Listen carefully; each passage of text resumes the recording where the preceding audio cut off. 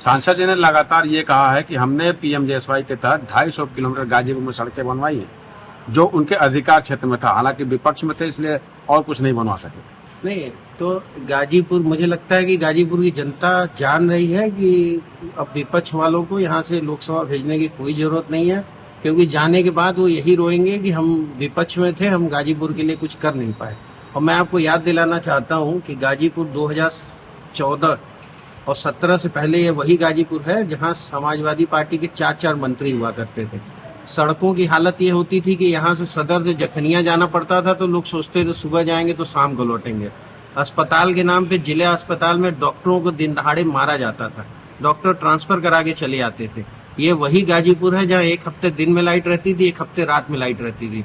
दिन दहाड़े हत्याएं होती थी, माफिया सड़कों पे घुमा करते थे और असलहों का ऐसे प्रदर्शन होता था जैसे आप चंबल के कहीं अफगानिस्तान में आ गए हैं।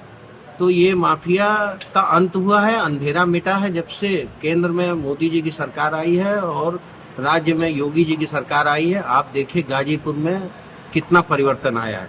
पहले बनारस से गाजीपुर आने में 2 से ढाई घंटा लगता था, 5 रेलवे क्रॉसिंग क्रॉस करने में ही 1.5 से 2 घंटे लगते थे। आशापुर से आप चलते यहाँ रोजा तक पहुँचते मरीज अगर बीमार होता था मर जाता था उसी एम्बुलेंस में। आज आप 1-1.25 घंटे में बनारस से गाजीपुर आ सकते हैं। आज गाजीपुर वाले, बनारस वाले सोचते हैं कि पूर्वांचल एक्सप्रेस वे कहीं से हमसे जुड़ जाए। आज गाजीपुर वाले 3-3.5 घंटे में लखनऊ पहुंच जाते हैं। अगर किसी का 7 बजे 10 बजे किसी से मिलना है तो मुझे लग रहा है कि अगर वो 7-6:30 बजे निकले तो लखनऊ पहुंच जाता है। 4 बजे तक काम करके अपने परिवार में 7:30 बजे 8 बजे रात तक पत्नी बच्चों के साथ रोटी भी खा सकता है। बिजली आप देखिए गाजीपुर, जहाँ मैं भी उस समय विधायक हो गया था, जब रात में यहाँ से गुजरता था बिजली नहीं रहती थी तो मैं पूछता था गाड़ी में जो लोग बैठे रहते थे कौन सा समय चल रहा है, दिन वाला बिजली वाला हफ्ता चला था कि रात वाला। आप लोग भूले नहीं होंगे। आज देखिए गाजीपुर में 220 करोड़ का मेडिकल कॉलेज बन के तैयार है, दूसरा वर्ष है, बच्चे पढ़ रहे हैं। आज जो एक पुल गाजीपुर का बना है, उस आपने देखा होगा वीर अब्दुल हमीदपुर की क्या स्थिति थी। वो कभी भी जर्जर होके गिर सकता था, खराब हो सकता था। उस पुल में कितनी बैरिकेडिंग की गई, कितने बार उसकी वायरिंग बदली गई। बहुत जरूरत थी उस पार को जोड़ने के लिए। प्रधानमंत्री जी और मनोज सिन्हा जी की देन है कि उस पुल का निर्माण हुआ। उसका उद्घाटन प्रधानमंत्री जी ने आजमगढ़ से किया। उद्घाटन के लिए कहा जा रहा है कि आधा ये रेलवे का उद्घाटन हो गया है। जो सड़क का उद्घाटन है वो भी हमें लग रहा है 2-3 महीने में कंप्लीट बन जाएगी सड़क। आधा अधूरा, जिसने कुछ किया ही नहीं वो आधा अधूरा ही तो कहेगा। तो इतनी बड़ी बड़ी योजनाएं, आज गाजीपुर के सारे स्टेशन आप देख लीजिए, पहले के स्टेशन के फोटोग्राफ देख लीजिए, आज गाजीपुर के स्टेशन के देख लीजिए। आप गोरखपुर इस मंडल के जो ट्रेनिंग सेंटर है वो देखिए, गाजीपुर का सौभाग्य है, रेलवे ट्रेनिंग सेंटर यहाँ बना। आप जितनी रेलवे की मरम्मत के कोचेज हैं, साफ सफाई के हैं, वो औड़ियार जंक्शन पे बने। मनोज जी ने जितने काम कराए, जितने बिजली में जितना उन्होंने काम कराया, जितना उन्होंने रेलवे में काम कराया, आप देखिए गाजीपुर की हर रेलवे की पटरी दोहरीकरण हो गया है। इससे पहले गाजीपुर कोई कितनी ट्रेनें महानगरों को जोड़ती थी। ये मनोज जी की देन है कि जम्मू कश्मीर से लेके, दिल्ली से लेके, बॉम्बे से लेके, कलकत्ता से लेके हर महानगर को गाजीपुर का यात्री चाहे तो सीधे यहाँ से ट्रेन पकड़े और जा सकता है। 24 चुनाव को लेकर जिस तरीके से पार्टी में नाराजगी दिख रही है, क्या लगता है? देखिए पार्टी में कोई नाराजगी नहीं होती। हमारे यहाँ स्वतंत्र है, ऐसा नहीं है वहाँ पे समाजवादी पार्टी की तरह कि फलाने एक परिवार है उन्हीं को टिकट मिलेगा।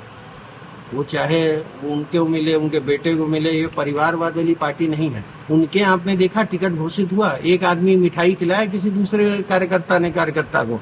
जब मैंने टिप्पणी की तो जाके पार्टी कार्यालय में बैठक हुई, उसमें आप लोगों का सहयोग है कि मिठाई एक दूसरे को खिला दिया उन लोगों ने। हमारे यहाँ विचार, एक सोच, एक विचार की पार्टी है, विचारधारा की पार्टी है। 100 लोग टिकट मांगते हैं। समाजवादी पार्टी में आप बता दिए किसी एक आदमी ने आवेदन किया हो टिकट का? आप बताइए। मैं सबसे पूछ रहा हूँ कि किसी की हैसियत थी कि जो समाजवादी पार्टी में अफजाल अंसारी के रहते टिकट मांग ले? हमारे पार्टी में मनोज जी, एलजी इतने बड़े पद पे हैं, हमारा एक मामूली कार्यकर्ता भी एप्लीकेशन देके जाता है। सर उन्होंने भी टिकट, जिलाध्यक्ष जिनके आप नाम ले रहे हैं वो भी एप्लीकेशन जिलाध्यक्ष जी को देके गए, उनका भी नाम लखनऊ गया। तो हमारे यहाँ परंपरागत एक कमेटी है वो निर्णय लेती है कौन सा प्रत्याशी किस विचारधारा का है, किस जाति का है, किस सोच का है, कौन विकास के प्रति कितना सचेत है, उस हिसाब से हमारे यहाँ टिकट दिया जाता है। हमारे यहाँ ये प्रावधान नहीं है कि जब तक फलाने फाटक जिंदा नहीं है तब तक वह लड़िए चुनाव। हमारे कोई भी चुनाव लड़ सकता है, कांग्रेस जी लड़ सकते हैं।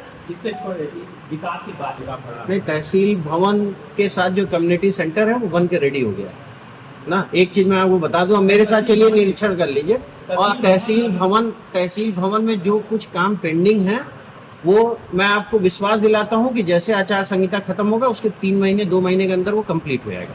वो किस कारण से है, उसमें जो भी कमियां रही हैं उस पर मेरी बात हुई है। आप देखिए गाजीपुर में कोई फायर स्टेशन नहीं था, हमने फायर स्टेशन चालू किया। आज कितनी फसलें अगर खेत में खड़ी हैं, आप कहीं आग लग जाए तो कोई दमकल की गाड़ी एक सदर को छोड़ के कहीं और थी। लेकिन आप सही इलाके में अभी तक नहीं बनी। नहीं, सैदपुर में वो प्रोसेस में है, एक साथ उसका भी पैसा रिलीज होने का था। आचार संहिता अगर नहीं लगी होती तो वो भी पैसा रिलीज हो गया होता। 2022 के चुनाव में भी यही बात हुई थी। नहीं, 2022 के चुनाव में ये बात हुई थी, मैं ये बात मान रहा हूँ। लेकिन जो जमनिया का उद्घाटन हुआ है वो 100 दिन जो उत्तर प्रदेश सरकार ने 100 दिन निर्धारित किया था, उसमें जमनिया का उद्घाटन हुआ, मोहम्मदाबाद का फायर स्टेशन का उद्घाटन हुआ, सैदपुर का पेंडिंग है। हाँ, सैदपुर का पेंडिंग है, वो भी मैं आपको विश्वास दिलाता हूँ 2-3 महीने में।